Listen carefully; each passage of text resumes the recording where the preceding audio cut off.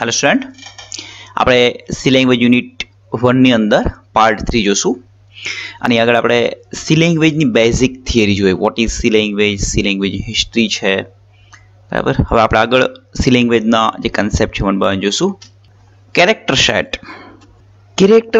Set આપણે સમજવું હોય તો સિમ્પલ વસ્તુ છે કે તમે કોઈ પણ લેંગ્વેજ શીખવાની શરૂઆત કરો. એક્ઝામ્પલ તરીકે ગુજરાતી છે તો ગુજરાતી લેંગ્વેજ શીખવા માટે સૌ પ્રથમ આપણે કલમખડીઓ શીખશું. એવી જ રીતના એબીસી શીખવાની શરૂઆત કરશું ઇંગ્લિશ શીખવા માટે. તો એ જ રીતના જો તમારે સી લેંગ્વેજ શીખવું હોય તો પહેલા કેરેક્ટર સેટથી શરૂઆત થશે. મતલબ કે ઇંગ્લિશની અંદર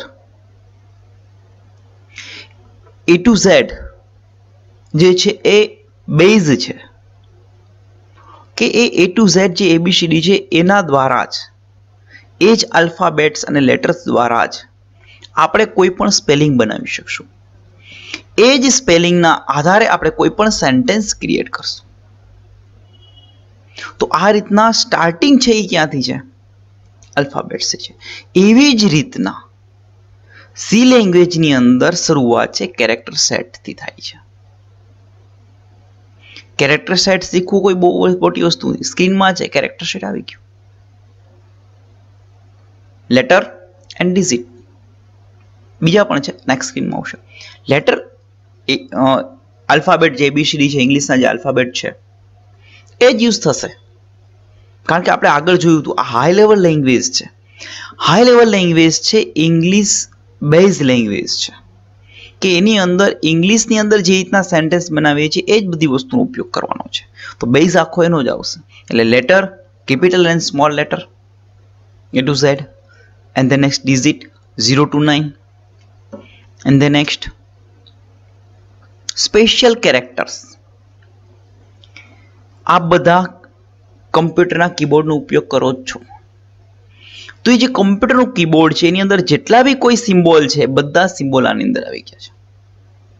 એ જ બધા સિમ્બોલનો આપણે ઉપયોગ કરશું. મારે કોઈ સિમ્બોલ છે એ ડિસ્ક્રાઇબ કરવાની રિક્વાયરમેન્ટ નથી. અલગ અલગ સિમ્બોલ છે, અલગ અલગ જગ્યાએ યુઝ થશે. ફોર એક્ઝામ્પલ તમને કહેવામાં આવેલું છે કે 2 નંબરનો સમ કરો જ્યારે પ્લસની નિશાનીનો ઉપયોગ થાય તો એ પ્લસની નિશાની તમને અહીંયા જોવા મળશે. તમને કહેવામાં આવે છે ડિવાઈડ કરવું છે તો સ્લેશની નિશાની અહીંયા જોવા મળશે. એવી રીતના અલગ અલગ પ્રકારના સિમ્બોલો છે, અલગ અલગ જગ્યાએ યુઝ કરવામાં આવશે. એ બધા સિમ્બોલ આની અંદર આવેલા છે. બધા સિમ્બોલના નામ અને સિમ્બોલ અહીંયા સાથે ડિસ્પ્લે કરવામાં આવેલા છે.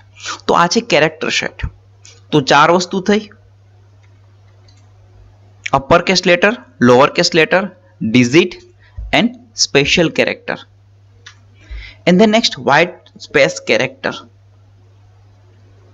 આ બધા કેરેક્ટરનો યુઝ બહુ ઓછો થશે પણ મેજોરિટી બેકસ્લેશ છે, મીન્સ બેક સ્પેસ. આપણે જોઈએ છીએ કોઈ પણ વસ્તુ લખેલી હોય એને આપણે રિમૂવ કર્યું હોય તો આપણે બેક સ્પેસ યુઝ કરીએ છીએ. લખતા હોય, ટાઈપિંગ કરતા હોય ને કોઈ કેરેક્ટર ભૂલથી ટાઈપ થઈ ગયું તો બેક સ્પેસ દ્વારા આપણે એને રિમૂવ કરીએ છીએ. Horizontal tab. તમે લોકો ટાઈપિંગ કરતા હશો ત્યારે તમે મે બી એક્સપિરિયન્સ કર્યો હશે કે ટેબ આપવાથી જગ્યાઓ છૂટે છે. એક પ્રીડિફાઇન્ડ ફોર્મેટની અંદર જગ્યા છોડી હોય ત્યારે ટેબનો યુઝ થાય છે. આ હોરિઝોન્ટલ ટેબ છે. This is a vertical tab. Vertically આપણે સ્પેસ આપી હોય ત્યારે. Carriage return means enter new line character. આમ તો અહીંયા સ્લેશ એન્ડ ન્યૂ લાઇન પણ છે અને કેરેજ રિટર્ન. ફોર્મ ફીડ આ પણ એક સિમ્બોલ છે.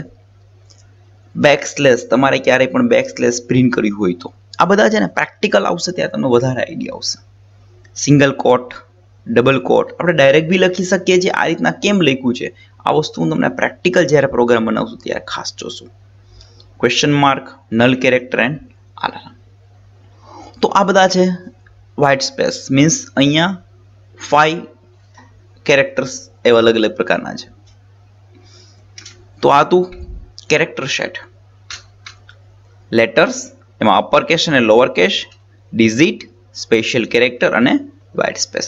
આ આવે છે કેરેક્ટર સેટમાં. ઇન્સોલ્ટ આપણી એબીસીડી સી લેંગ્વેજની એબીસીડી એની અંદર 5 વસ્તુ ઇન્ક્લુડ કરેલી છે.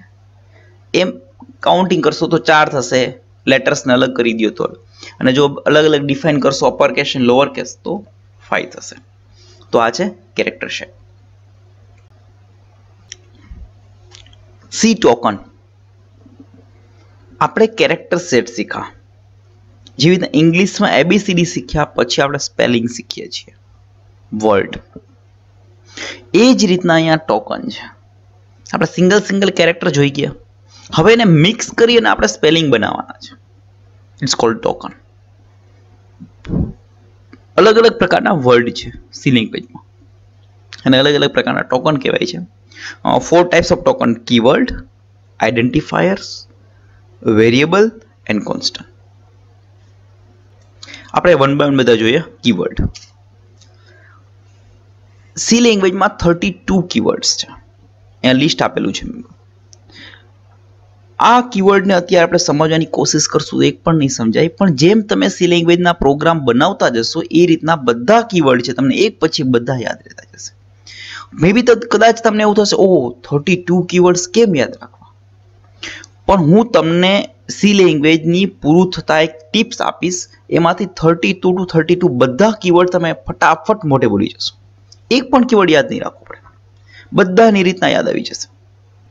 બટ એના માટે પ્રોગ્રામિંગમાં ધ્યાન આપવું જરૂરી છે. સી લેંગ્વેજનું પ્રોગ્રામિંગ શીખેલો એટલે આ બધી થિયરી ઓટોમેટિક ઇઝીલી આપણને યાદ થઈ જશે, કોઈ હાર્ડ નથી. હવે basic theory, what is keyword? Keyword શું વસ્તુ છે હું તમને સમજાવું. સી લેંગ્વેજની અંદર આ બધા એવા વર્ડ છે કે જેનો કોઈ સ્પેશિયલ મિનિંગ છે.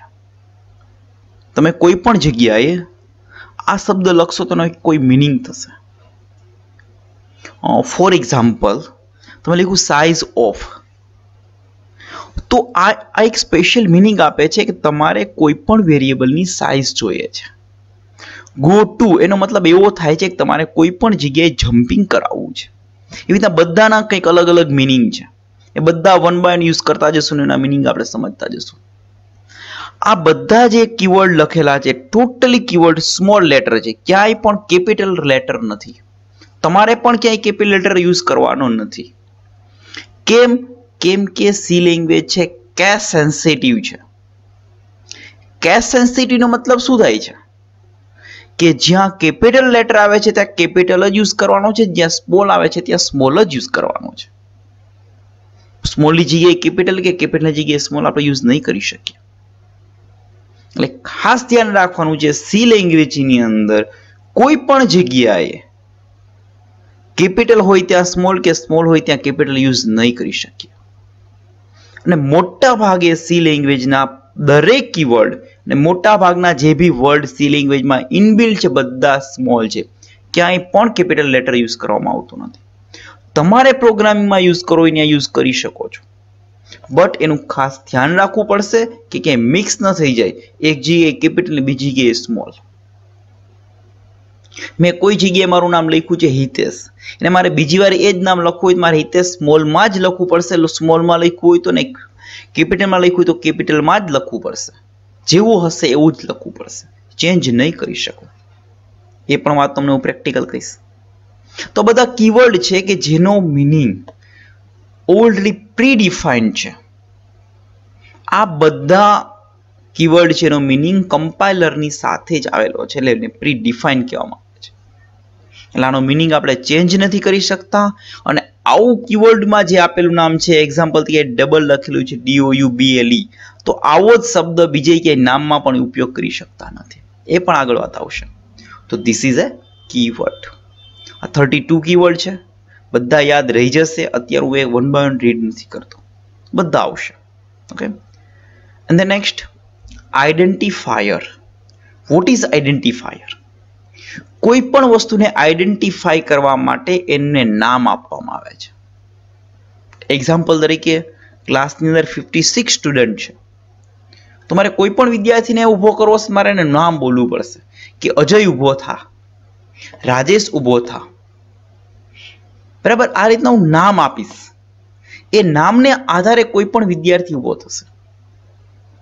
કોઈ પણ નામ છે એક કરતા વધારે વિદ્યાર્થીઓના હોય તો, એક્ઝામ્પલ તરીકે પૂજા છે આપણા ક્લાસમાં 3 હોય તો મારે કેવું પડશે, એની અટક સરનેમ સાથે સ્પેસિફાઈ કરવી પડશે કે ભાઈ પટેલ પૂજા ઊભી થાય કે દેવાણી પૂજા ઊભી થાય, XYZ જે બી કોઈ હોય. તો આ રીતના એને કહેવાય છે આઈડેન્ટિફાયર. કોઈ પણ વસ્તુને આઈડેન્ટિફાઈ કરવા માટે એમને નામ આપવામાં આવે છે. ફોર એક્ઝામ્પલ, તમને એમ થશે કે માણસોના નામ જ હોય, નહીં. વિચારશો તો બહુ બધી વસ્તુઓના નામ તમને ધ્યાનમાં આવશે. શોપના નામ હોય છે ને, બધા પોતપોતાના બિઝનેસના નામ રાખે છે. જેમ કે આપણી ઇન્સ્ટિટ્યૂટનું નામ વૃંદાવન કોમ્પ્યુટર છે, આપણી કોલેજનું નામ ફ્યુચર કોમ્પ્યુટર સાયન્સ કોલેજ છે, બરાબર. પછી તમારી કોલેજની અંદર પ્રિન્સિપાલ છે, એ પણ એક નામ જ છે. એ વ્યક્તિને આઈડેન્ટિફાઈ કરવા માટે આ કોણ, તો કે પ્રિન્સિપલ. ને એવડું લાંબુ લાંબુ કહેવા ના બેસાય કે એ કોલેજનું બધું કામ સંભાળે છે, કોઈને રજા આપવી હોય તો એ આપે છે, રજા ના મંજૂર પણ એ જ કરે છે, ક્યાં સ્ટાફને ક્યાં લેક્ચર લેવા જવું એ પણ એ જ વ્યક્તિ નક્કી કરે છે. એટલું લાંબુ સ્પેસિફાઈ કરવા નથી, જસ્ટ પ્રિન્સિપલ, ધેટ્સ ઓલ. એમાં બધી વસ્તુ ડિસ્ક્રાઇબ થઈ ગઈ. This is also name. Designation છે પણ એક નામ જ છે. એવા તો બહુ બધી અલગ અલગ જગ્યાઓ હોય, નામ તમે વિચારશો તો આવશે. તો આ બધા આઈડેન્ટિફાયર કહેવાય છે. એવી જ રીતના સી લેંગ્વેજના પ્રોગ્રામ બનાવવા માટે આપણે ઘણી બધી વસ્તુઓ બનાવવી પડશે. વેરિયેબલ છે, ફંક્શન છે, કોન્સ્ટન્ટ છે, બરાબર, એરે છે, સ્ટ્રક્ચર છે. તો બધાને નામ આપવા પડે છે. તો એ જે નામ આપીએ છીએ નામને કહેવામાં આવે છે આઈડેન્ટિફાયર, આઈડેન્ટિફાઈ કરનાર. તો એ બધા નામ જે આપશું એ આઈડેન્ટિફાયર છે. એના માટેના અમુક નિયમો છે, અમુક એના રૂલ્સ છે, આપણે જોશું. In C programming, identifier are names given to C entities. Entities means વસ્તુઓ. સી લેંગ્વેજની અલગ અલગ પ્રકારની જે વસ્તુઓ છે એને નામ આપશું, એને કહેવાય આઈડેન્ટિફાયર. આઈડેન્ટિફાયર શું છે?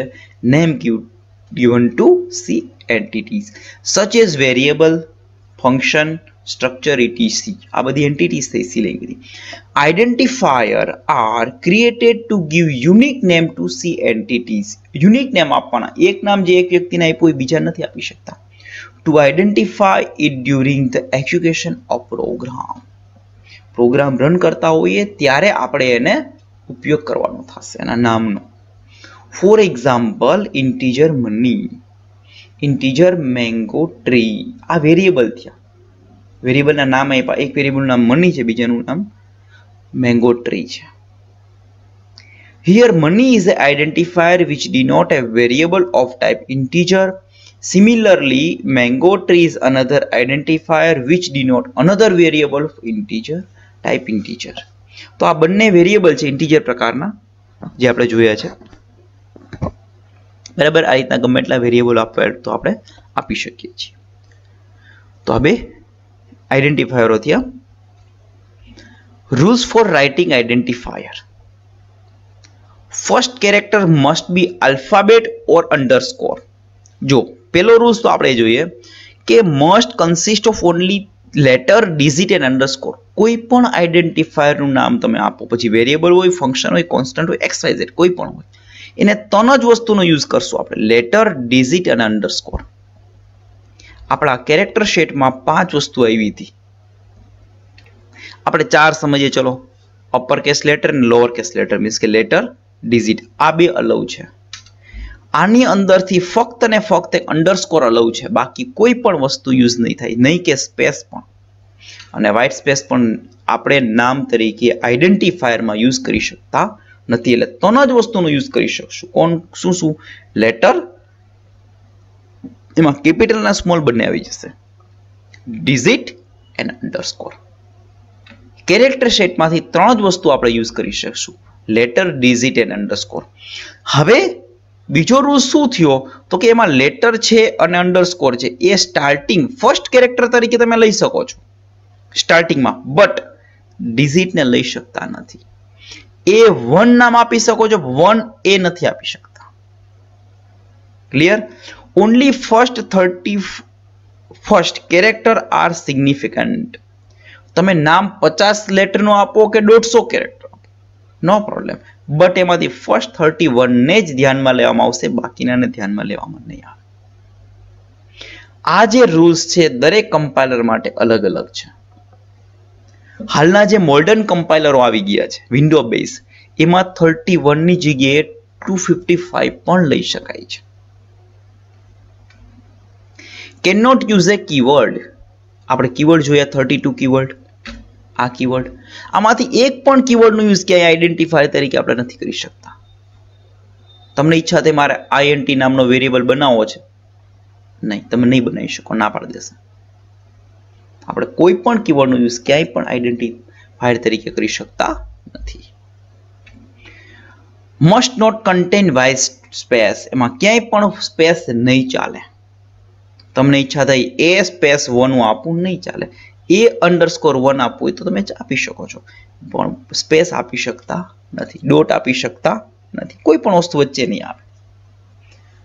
બીજી એક વાત મેં તમને કીધેલી કે કેપિટલ હોય તો કેપિટલ જ લખવું ને સ્મોલ હોય તો સ્મોલ જ લખવું. ફોર એક્ઝામ્પલ, અહીંયા મેં મની લખ્યું છે, એમાં બધું સ્મોલ છે. હવે ક્યાંક બીજી ગેમ યુઝ કરું એમ હું કેપિટલ આપી દઉં અથવા બધું કેપિટલ આપું તો નહીં ચાલે. એટલે વેરિયેબલનું નામ તમે જ્યારે બી આપેલું છે ફર્સ્ટ ટાઈમ, ત્યારે જે રીતના કેપિટલ સ્મોલ જે રીતે આપ્યું છે એમ જ આપવું પડશે, એમાં ચેન્જીસ કરી શકતા નથી. તો આ છે આઈડેન્ટિફાયર માટેના રૂલ્સ. વેરિયેબલ, આપણે આઈડેન્ટિફાયર જોયું, કીવર્ડ જોયું, next variable. What is variable? Variables are memory location. Variable શું છે? મેમરી લોકેશન છે. In computers memory to store data. કઈ જગ્યા પર? કોમ્પ્યુટરની મેમરીમાં, આપણી રેમની અંદર. એક એવું મેમરી લોકેશન છે કે જ્યાં આપણે ડેટા સ્ટોર કરી શકીએ છીએ. To indicate the memory location, each variable should be given a unique name called identifier. હવે મેમરી લોકેશનમાં આપણે કોઈ પણ ડેટા તો સ્ટોર કરશું, એ મેમરી લોકેશનને આપણે કોઈ નામ આપશું એને આઈડેન્ટિફાય કરવા માટે. એ નામ દ્વારા આપણે એ લોકેશનમાં રહેલી વેલ્યુ કે કોઈ પણ ડેટા હશે ને કોલ કરી શકશું. Variable name are just the symbolic representation of a memory location. વેરિયેબલનું જે નામ છે, એક્ઝામ્પલ તરીકે આપ્યું NUM. NUM શું છે? તો જે મેમરી લોકેશન છે એનું એક નામ છે ને રિપ્રેઝન્ટ કરવા માટે. હવે આપણે થોડું સરળતાથી સમજીએ. આપણે દરેક વિદ્યાર્થીઓના નામ હોય છે. કોઈ પણ વ્યક્તિનું નામ નયન આપવામાં આવેલું છે, એનાથી એને શું ફેર પડે છે? એની કાંઈ હાઈટ વધવાની નથી કે ઘટવાની નથી, કે એની કોઈ વજનમાં વધઘટ નહીં થાય, કે એની જે ફેરનેસ છે કાળો કે રૂપાળો નહીં થાય. પણ એ નામથી શું થાય છે? આપણને એની ઓળખ મળે છે, જસ્ટ, બસ, બીજું કાંઈ નહીં. તમે નયન નામ છે એ કોઈ વ્યક્તિને આપી શકો છો, કોઈ બોયઝને આપી શકો છો, ગર્લ્સને આપી શકો છો, કોઈ શોપને આપી શકો છો, કોઈ આપણે ઘરમાં ડોગી હોય તો એને આપી શકીએ છીએ, તમે એને આપી શકીએ છીએ, નો મેટર. એનાથી કોઈ ફેર નથી પડતો કે ડોગીને આપી દે તો માણસ નથી થઈ જતો. તો એ જ રીતના મેમરી લોકેશનને તમે કોઈ પણ નામ આપી શકો છો. A variable name is just name. એ જે લોકેશન છે એને આઈડેન્ટિફાય કરે છે. જેવી રીતના આપણું નામ છે વ્યક્તિને આઈડેન્ટિફાય કરે છે, એમ વેરિયેબલ નામ એ જે લોકેશન છે એને આઈડેન્ટિફાય કરે છે. એની અંદર જે ડેટા રહેલો છે, કોઈ પણ વેલ્યુ રહેલી હોય, એ વેલ્યુને આપણે જોતી હોય ત્યારે નામ દ્વારા મેળવી શકીએ છીએ. This is variable. વેરિયેબલ બીજું કંઈ નથી. આપણી રેમની અંદર એક લોકેશન છે કે જ્યાં આપણે ડેટા સ્ટોર કરીએ છીએ, એમનું નામ, that's all. This is variable. Variable એક આઈડેન્ટિફાયર જ છે. તો એના પણ રૂલ્સ છે, આઈડેન્ટિફાયર ને આવે એમાંના પણ રૂલ્સ છે, એ જ સેમ ટુ સેમ રૂલ્સ, એમાં કોઈ અલગ રૂલ્સ નહીં હોય. વેરિયેબલના રૂલ્સ અને આઈડેન્ટિફાયરના રૂલ્સ બંને સેમ છે. કેમ? તો કે આઈડેન્ટિફાયરની અંદરમાં જ વેરિયેબલ આવે છે. એ વેરિયેબલ એક પ્રકારનું આઈડેન્ટિફાયર જ થયું છે. તો અહીં એક્ઝામ્પલથી વેરિયેબલ બનાવ્યો છે ઇન્ટીજર નમ. તો ઇન્ટીજર પ્રકારનો નમ વેરિયેબલ છે. ઇન્ટીજર મતલબ કે આની અંદર આપણે ઇન્ટીજર વેલ્યુ આપી શકાય વિધાઉટ ડેસિમલ પ્લેસ, પોઈન્ટ વગરની value. Here num is a variable of integer type. તો આ હતું variable. And the next constant. જો મેમરી લોકેશન છે એની અંદર આપણે વેલ્યુ સ્ટોર કરીએ, એને વારે વારે ચેન્જ પણ કરી શકાય છે, એટલા માટે એને વેરિયેબલ કહેવાય છે. તમને ઈચ્છા થઈ મારા આ જે લોકેશન છે એની ઉપર 10 વેલ્યુ સ્ટોર કરવી છે, 10 સ્ટોર કરો. થોડી વાર પછી ઈચ્છા થઈ મારામાં 20 કરી દેવું છે, તે 20 કરી દો. થોડી વાર પછી ઈચ્છા થઈ 100 કરવી છે, 100 કરી દો. 2 કરવી છે, 2 કરી દો. એમાં વેલ્યુમાં ચેન્જ ફ્રિકવન્ટલી આપણે કરી શકીએ, જેટલી વાર ઈચ્છા પડે એટલી વખત. એટલા માટે એને વેરિયેબલ કહેવાય. વેરિયેબલનું ગુજરાતીમાં થાય ચલ, કે જેની વેલ્યુમાં વારે વારે ફેરફાર થાય છે. And the next constant. વેરિયેબલથી ટોટલી ઓપોઝિટ. અચલ, કે જેની વેલ્યુમાં ચેન્જીસ નહીં થાય. એકવાર વેલ્યુ આપી દીધી પછીની વેલ્યુમાં આપણે ચેન્જીસ કરી શકતા નથી. It's called constant. Constant are the term that cannot be changed during the execution of a program. Program જેટલી ઘડી રન થતો હશે એટલી ઘડી અમે વેલ્યુમાં ચેન્જ નહીં થાય કરી શકીએ. પ્રોગ્રામ રન થવાનું પૂરું થઈ ગયું, પાછું આપણે એડિટિંગ મોડમાં આવી ગયા, એમાં ચેન્જીસ કરી નાખો, વેલ્યુ પાછું રન કરો, પાછું ચેન્જીસ નહીં થાય, બંધ થયો પાછું કરી શકશો. For example 1. આ 1 એક એવી વેલ્યુ છે, એની વેલ્યુ 1 જ. જો આ જ્યાં બી લખેલા છે ને અને તમે શું કહેશો 1, એમાં ચેન્જીસ ન થાય. 2.5 ઇઝ 2.5. Programming is easy. આ સ્ટ્રિંગ છે, પ્રોગ્રામિંગ ઇઝ ઇઝી. આ જે લખ્યું છે એનો જે મિનિંગ છે એ જ મિનિંગ, એમાં ફેરફાર ન થાય. તો કોન્સ્ટન્ટના એક્ઝામ્પલ છે. કોન્સ્ટન્ટના પ્રકાર છે ક્લાસિફિકેશન, ન્યુમેરિક કોન્સ્ટન્ટ અને કેરેક્ટર કોન્સ્ટન્ટ. ન્યુમેરિક મીન્સ કે નંબર જેની અંદર આવતા હોય, ડિજિટ આવતા હોય, અને કેરેક્ટર મીન્સ કે એની અંદર લેટર આવતા હોય. ન્યુમેરિકમાં પણ બે છે, ઇન્ટીજર અને floating point. Integer means point વગરની વેલ્યુ, ફ્લોટિંગ પોઈન્ટ મીન્સ કે એની અંદર રિયલ વેલ્યુ, પોઈન્ટ વાળી વેલ્યુ આવશે. Character constant, single character and string. String means multiple character, એક કરતા વધારે character. Single character constant and string constant. તો એના mainly 2 types of constant, numeric and string. String also classified into integer constant and floating point constant, and character is also classified in single character constant and string constant. Integer constant. What is integer constant? આપણે simply સમજી ગયા એ વસ્તુ છે કે એની અંદર point વગરની value હશે. For example 125, 220. This is an integer constant. But એને પણ બેઝ અલગ અલગ હશે. તમે લોકો કોમ્પ્યુટર ફંડામેન્ટલની અંદર શીખા હશો કે બાઇનરી, ઓક્ટલ, હેક્સાડેસિમલ અને ડેસિમલ. આ રીતના 4 પ્રકારની ન્યુમેરિક સિસ્ટમ છે. એ પ્રમાણે આપણે ઓક્ટલ, ડેસિમલ કે હેક્સાડેસિમલ ને સ્ટોર કરવું હોય તો ઇન્ટીજરમાં કરી શકાય છે. એને કહેવાય છે decimal constant, octal constant or hexadecimal constant. Integer constant are the numeric constant associated with number without any fraction part or exponential part. એમાં કોઈ પણ જાતનો ફ્રેક્શનલ કે એક્સપોનેન્શિયલ પાર્ટ ના હોય, મીન્સ કે પોઈન્ટ વાળી વેલ્યુ નહીં હોય. There are 3 types of integer constant in C language: decimal constant, octal constant and hexadecimal constant. Integer કોન્સ્ટન્ટના એક્ઝામ્પલ આપ્યા છે. ડેસિમલની અંદર 0 to 9, 0, -9, 22. ઓક્ટલની અંદર 0 to 7, 201. દરેકની આગળ 0 આવશે. 077, 033. Hexadecimal 0 to 9 and A to F. આ નંબર સિસ્ટમમાં આપણે સારી રીતના સમજી ગયા છીએ. 0x7f, 0x2f, 0x521. આ બધા એક્ઝામ્પલ છે કોન્સ્ટન્ટના. ફ્લોટિંગ પોઈન્ટ કોન્સ્ટન્ટ, પોઈન્ટ વાળી વેલ્યુ આવશે આની અંદર.